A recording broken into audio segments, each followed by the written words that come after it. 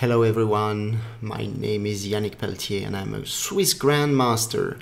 This video is part of my series on Crush the King's Indian and it features my win over Igor Nataf at the French League in 2002.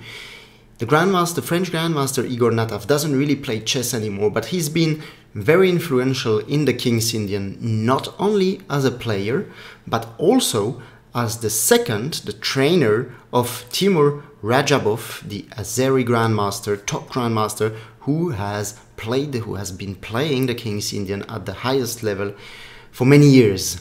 Here I managed to get a tense position where both sides actually attack on their own side of the board, but eventually white prevailed, and we are getting actually a classical line of the classical variation of the King's Indian with e5, knight c6 and d5, knight e7. Usually here I like to play the bayonet attack with b4, but at the beginning of the years 2000 I tackled another idea, another plan, which starts with bishop g5. There are some ideas with this. One of them is to try and reach the ideal setup for white. That is, if I could play a second move in a row, I'd play knight to d2, and then, if needed, my bishop would be able to retreat to e3. With the knight on d2 and the bishop on e3, white is ready to launch his attack in the best possible way. That is, b4, c5 is coming, and the knight is then coming to c4. That would be the ideal. Of course, black has several options here. One of them is h6, or perhaps the main move, knight h5 here. Very logical too. Here I play knight e1, knight f4, and knight d3. Somehow I managed to exchange that knight on f4, which is a menacing piece. And Nataf played knight takes e2, queen takes e2, h6, bishop e3. White has another plan here, which is to go back to d2 in order to face f5 with the move f4. And that leads to actually a quite interesting position, but probably black is doing okay here. I had another plan when I decided to play bishop g5 on move 9, that was to play bishop e3. And after f5 to play f3. In a way, I'm giving black some time for his attack. I allow him to play f4 with a gain of tempo. But perhaps this is not the best move for black. And a few years later, I lost a game against the Belarusian Grandmaster Fyodorov, who is also a specialist in the King's Indian. And here he waited a bit and eventually even refrained from f4 launching the typical attack. He played g5 first. I went for c5 and he went knight g6. He wants to occupy square f4 with a knight, and he actually played it really well and managed to beat me from that position. So, well, that could be actually a good way for black to play. But here let's go f4 and we will actually witness a very typical situation in the King's Indian. Bishop f2, g5 and c5. Both camps attack on their own wing. Black, he has the space advantage on the king side, and he's going to push his pawns and launch an attack against my king there. On my side of the board, the queen's side actually, where I have more space, I'm also quite fast, and I already managed to play c5 now. So I'm certainly going to create some sort of contact with these pawns here, in particular with the move knight b5 at some point. If he plays h5, I'm going to keep on with my strategy, play rook fc1, g4, and now you can see he's attacking only with pawns. His pieces here are not yet too menacing, so he will need some time to reinforce his attack. So h5, g4 is a bit too fast, and now I'm able to enter black's camp by taking on d6 and play knight b5. I have a very clear idea in mind, which is to go knight c7 and perhaps knight e6. Well, maybe even if it works, I could try to play knight takes a7 and take c8, although I don't think this really works. The main idea is to kill this bishop, and knight c7 followed by knight e6 achieves this. by playing knight e6, I will force him to take, or if he doesn't take, my knight stands really well on e6. The main point is that this bishop does not play a part in black's attack, and usually the white squared bishop is the main actor and the strongest actor in black's attack. So I have to try and kill it. Here, for instance, if he takes on f3, I take back with the pawn, he has to try and play something like bishop h3 to save his bishop.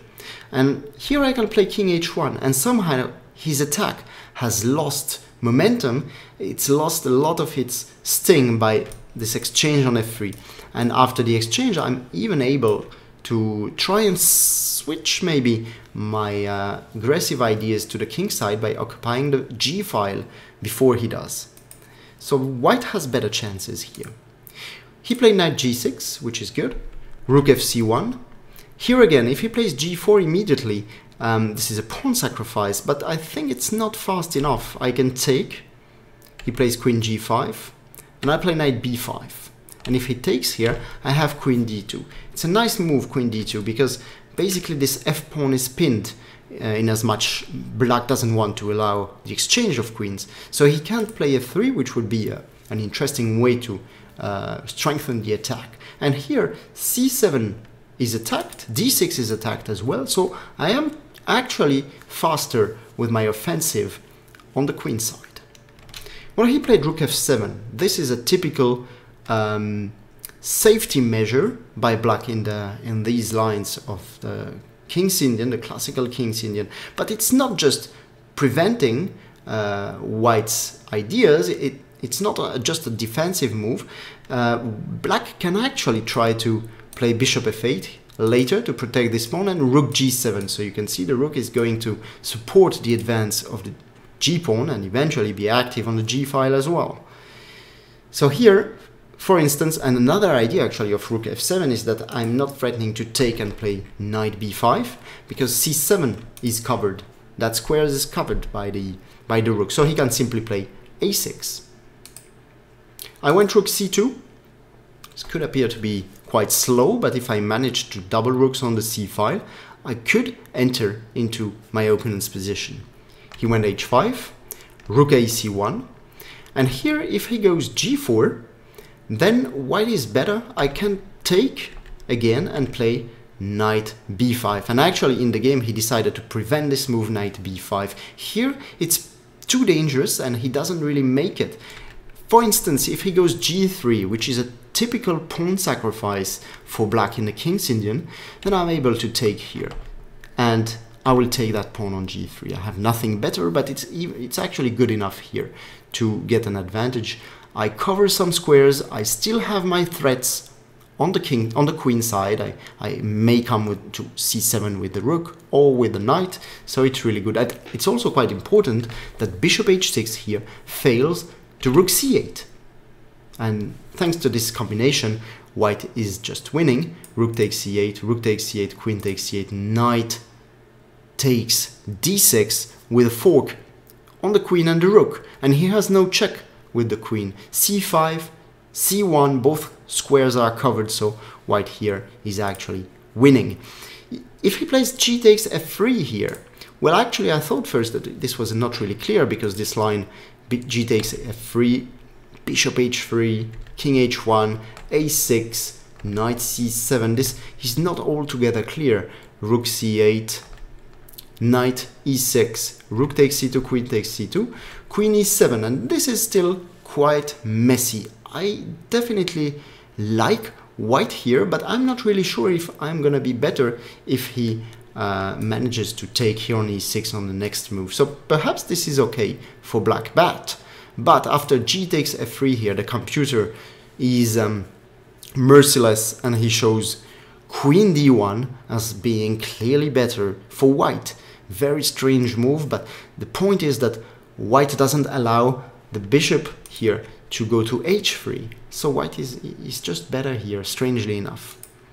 Well, he went bishop d7, and his feeling for in the King's Indian is actually very, very good, thanks to his experience and the fact that he's analyzed a lot of things there. So he felt that preventing knight b5 was necessary. I went a4. Here again, if he plays g4, I take and play knight b5.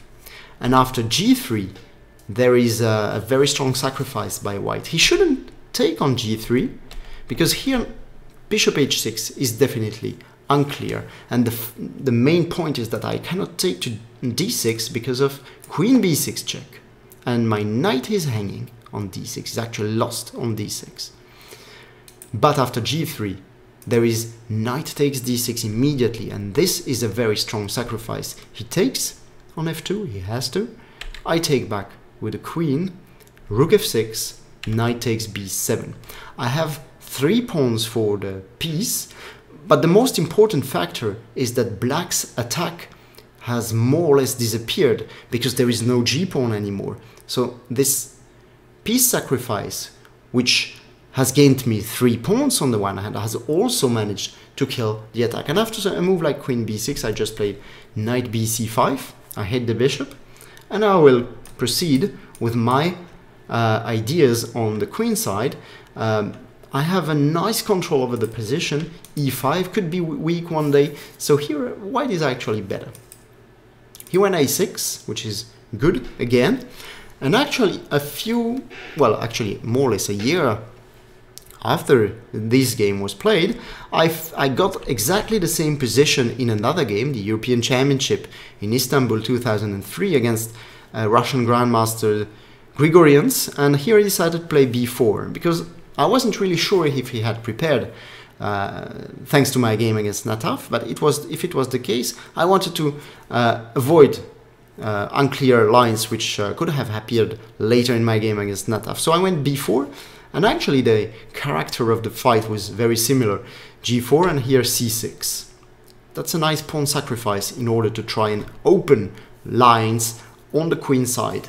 And I have to keep him busy also on the queen side if I want his attack to be not too strong.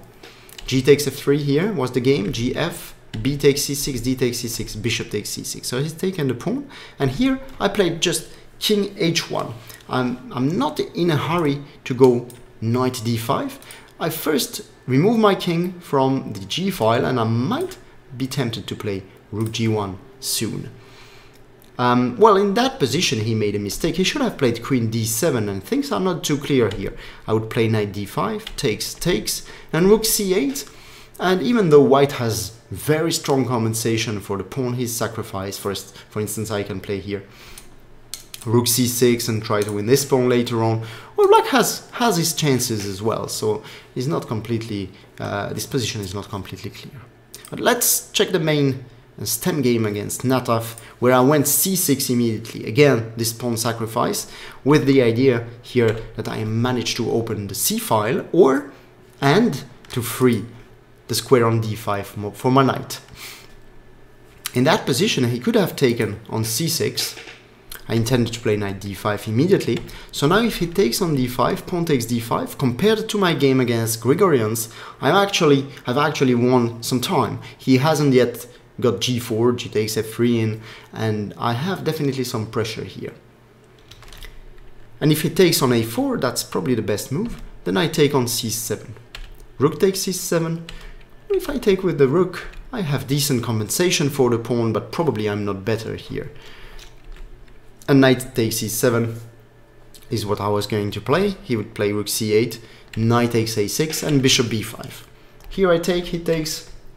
I go back with the knight with the a6 knight to b4, and well, I have recovered the pawn I've sacrificed, but you know, black doesn't really need a kingside attack now in order to get a normal position. He has some trumps as well. He has 2 bishops. The position is pretty open. Well, if I had to choose a camp, I would probably choose to be white here, but objectively I believe black shouldn't really be worse in this position.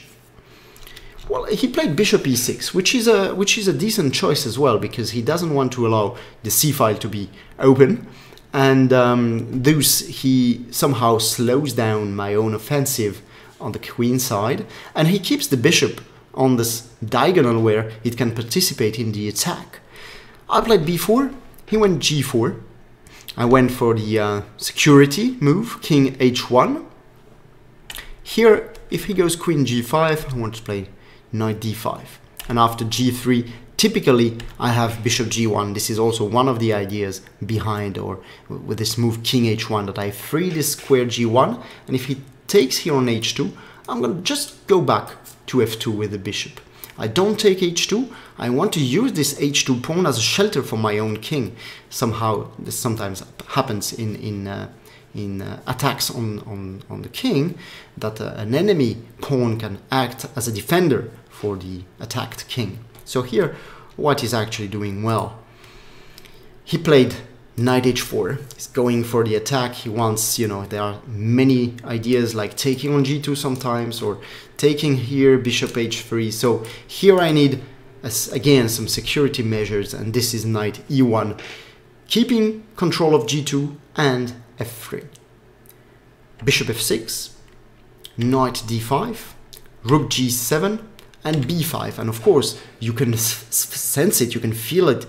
The fight is really heating up. I mean, he's mounted his pieces on the king side.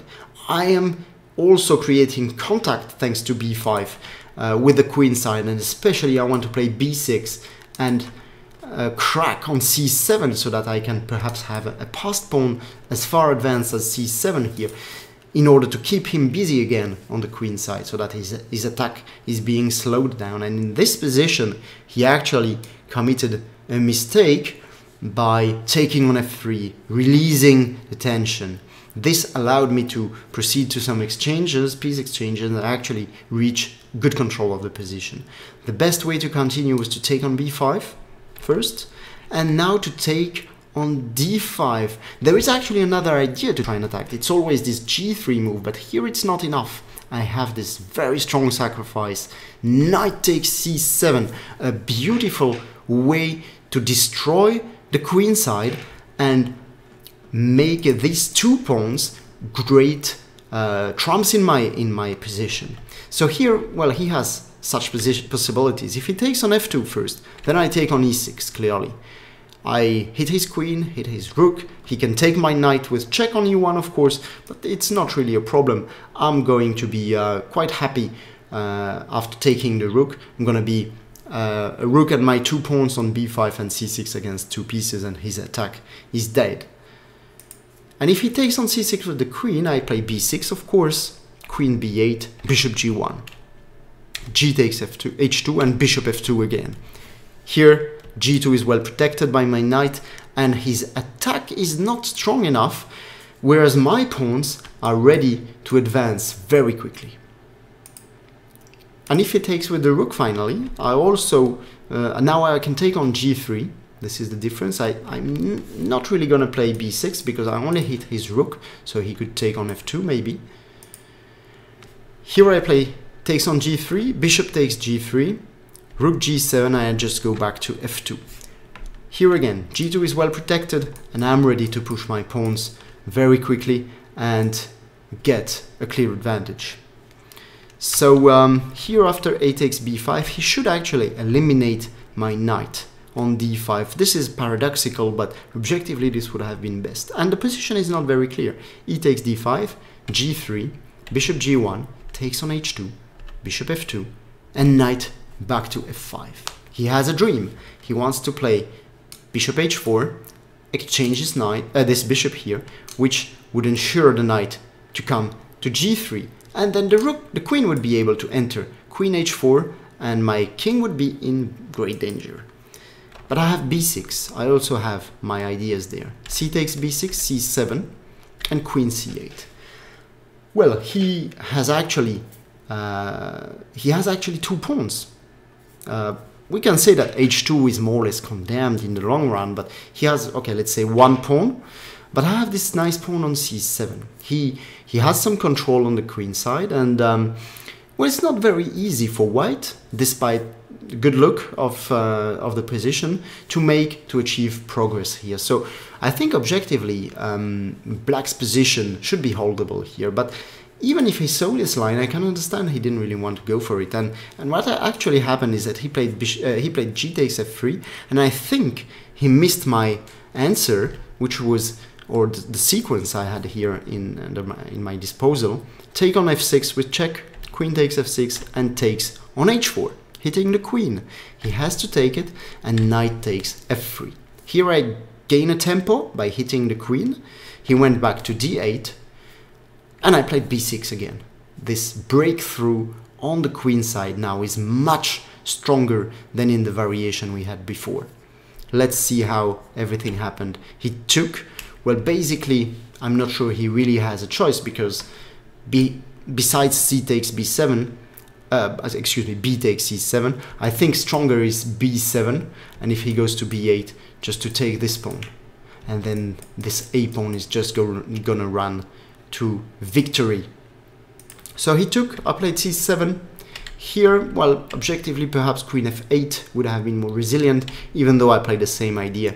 Rook c6, rook c8, and here I can take on a6. I will remove the b pawn from the board, and it's not enough. Black doesn't have enough fuel to keep the attack going here, especially my knight on f3 is well placed. He doesn't really have any breakthrough with pawns, so I'm close to winning here. Well, he went to e8, queen d2. I'm hitting d6 now. Queen f8, rook c6. If he goes rook c8 now, I take on d6 with the rook, and he can't stop rook d8 in the end. He went rook e8, rook takes d6, and here he was in time trouble, but the position is completely lost already. Bishop c8, queen d5 check, king h7, rook c6, threatening a mate in one here, rook h6, rook g8, and h4. And in view of knight g5 coming among other threats, here black resigned. And actually, a bit ironically enough, it's not black who managed to win with a kingside attack, it's white who eventually wins thanks to knight g5 and such attacking ideas. And actually, I still remember Viktor Korchnoi having a lot of fun and enjoying whenever black would actually get mated after pushing his own pawns in order to start an attack. It would somehow backfire, and Korchnoi simply loved it when white would manage to deliver mate against the black king. I hope you liked this video, and I'm certainly gonna see you soon again on my YouTube channel, so please subscribe to it so that you get notifications whenever I post a video. So see you soon, and thank you very much for your attention.